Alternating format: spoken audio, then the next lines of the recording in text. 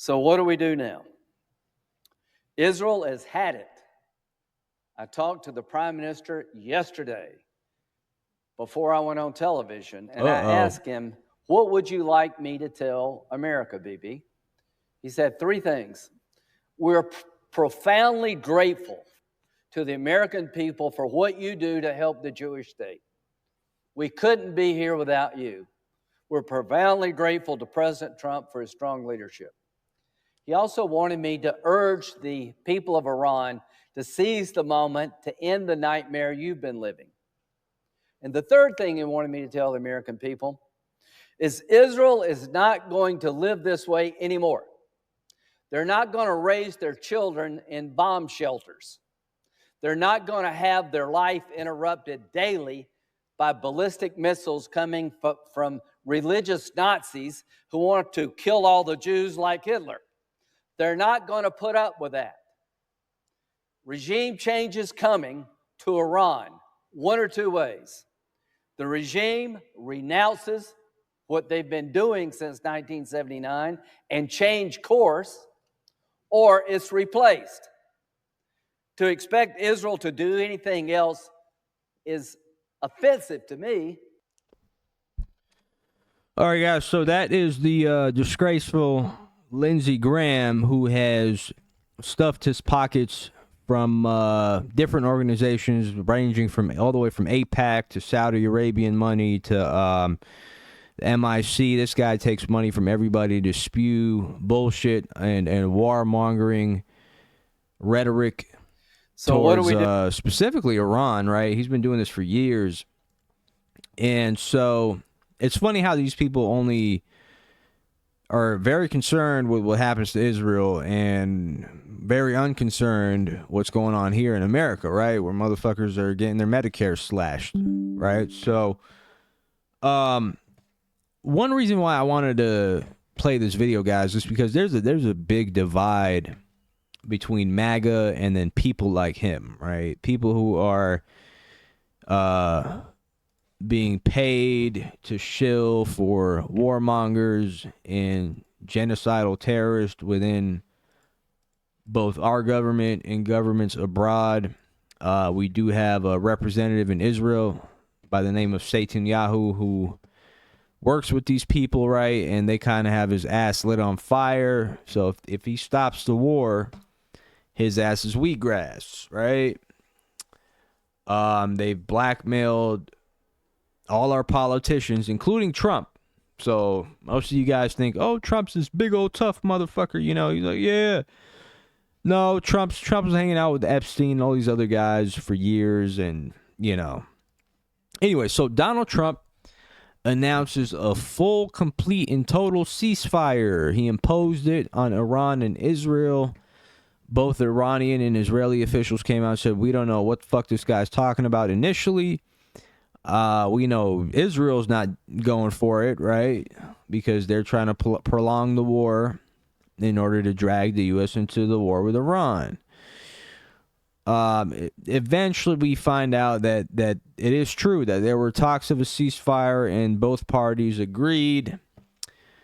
Trump wrote up a post on Truth Social that nobody on planet Earth could understand what he was saying. Everybody was scratching their head.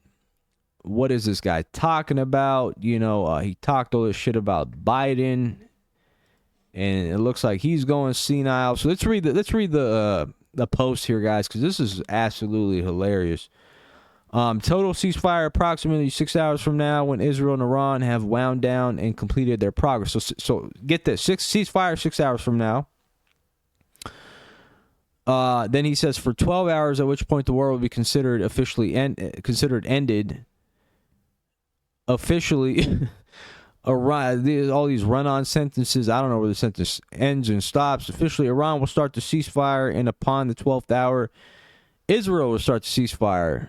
And then upon the 24th hour, an official end to the 12-day war. So, again, guys, I've been struggling with this because this is like harder than figuring out fucking astrophysics, guys. So at the 12th hour, Iran starts the ceasefire.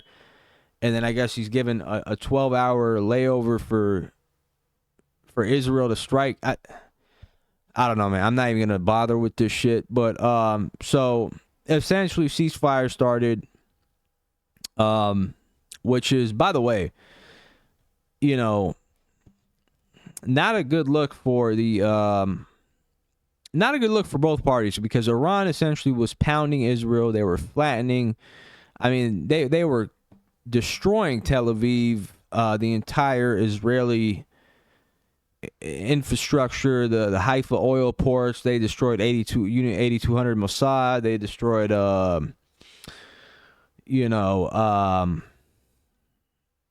like a hospital which had a military base under. So they were kicking their ass, bro, like for the past 12 days. And Israel was hitting back. Israel was hitting Tehran back, but the only issue is the geographic size of both countries, right? Israel's not going to be able to sustain a war with Iran, being 75 times less in size, and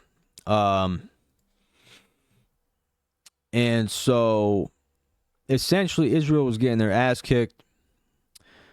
The U.S. the Trump kind of did a good job brokering a theater-like situation with Iran, where people thought, oh, the U.S. is going to get dragged in, but it was just for theater. He hit a Fordo nuclear facility, empty, right? They evacuated that shit weeks ago.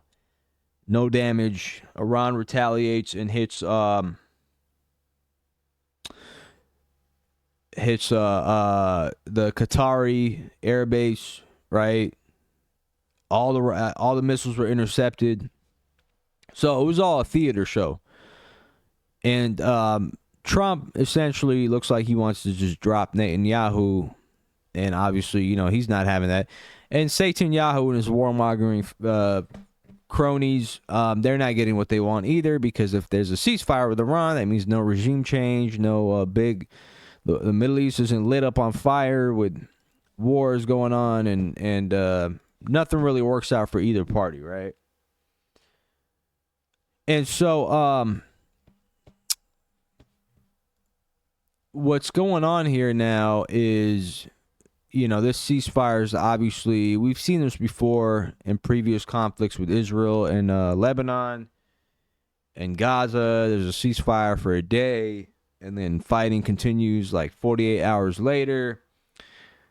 In the end of the day, guys, like, Israel doesn't want the ceasefire, right? Without completing their imaginary objectives of total regime change in Iran, and eventually, doing this peace deal with Saudi Arabia and controlling the Middle East. And so these guys are just as radical as their adversaries that they claim are extremely radical. They're just as radical, right?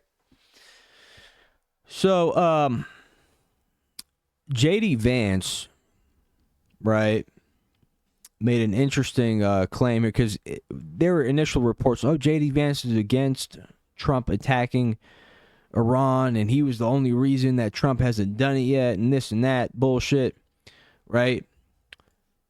And let's get into what he had to say. So he showed face today, and he was very pro what happened. Just now, joining us this evening, Vice President J.D. Vance. Mr. Vice President, thanks for coming. Absolutely, thank you. Just seconds ago, the President went to Truth Social and typed this: "It has been fully agreed by and between Israel and Iran that there will be a complete and total ceasefire." Complete and total ceasefire is what he typed. Yep. What does that mean? How did it come about? What's the development here?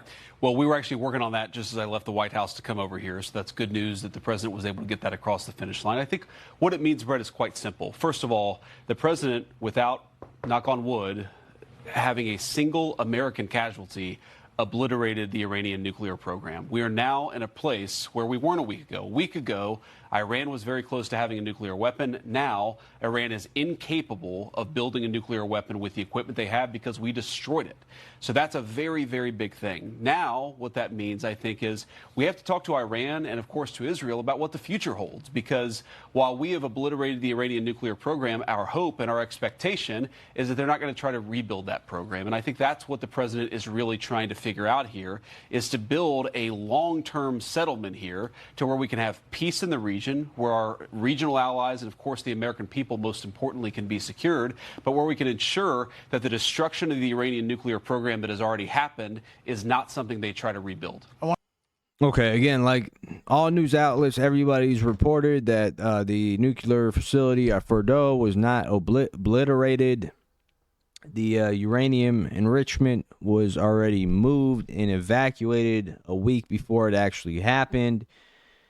They have the material. And by the way, guys, like nuclear weapons, guys, that's like an old technology. That's like, I mean, that's like back in the 40s and shit. Like, you know, people are harping over that word because it still scares people till today, right? Because the radiation and shit.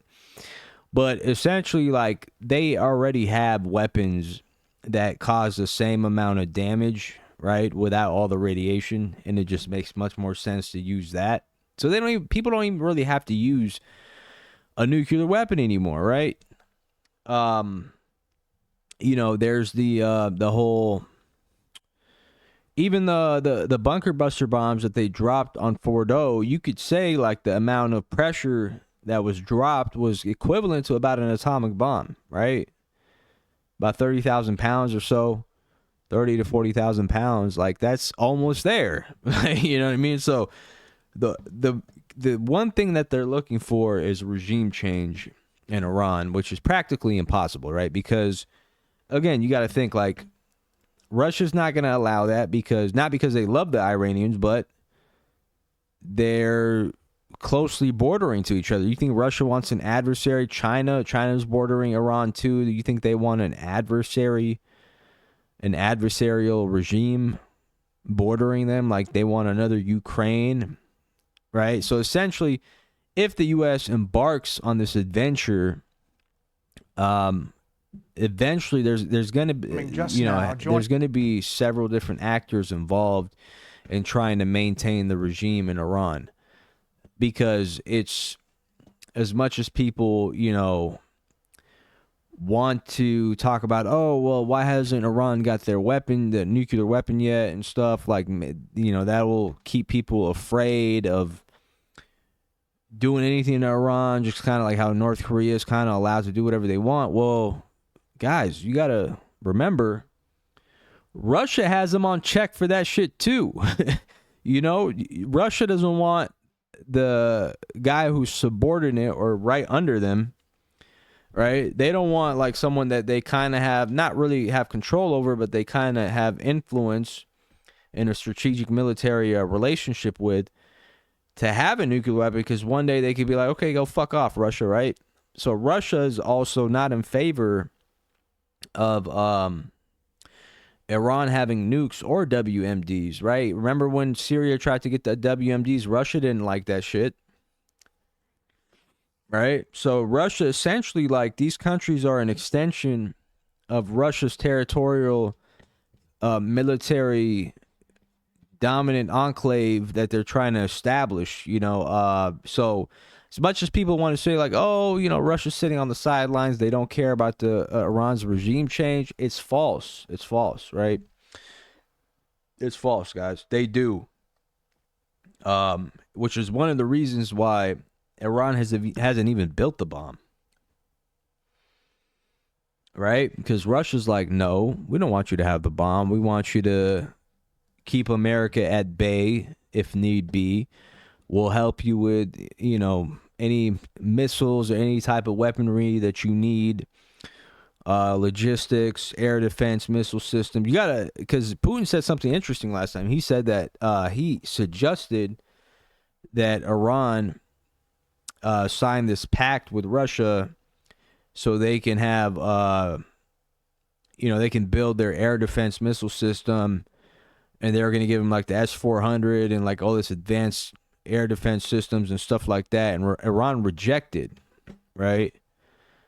Which Putin said he's been trying for the longest, actually, to like have this military alliance like he has with North Korea, where if anything happens to Iran, there'll be boots on the ground, Russian boots on the ground, ready to defend it. And Iran rejected that because Iran, again, still wants to maintain their sovereignty.